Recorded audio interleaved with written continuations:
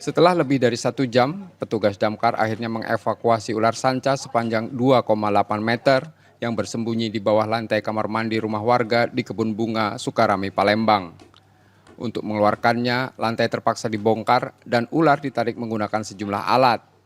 Sehari sebelumnya, upaya penangkapan sempat gagal karena ular masuk ke saluran air. Belum diketahui asal kemunculan ular tersebut, namun peristiwa ini sempat membuat warga khawatir. Ular itu tidak bisa kita tangkap karena ular tersebut masih di dalam lubang pembuangan.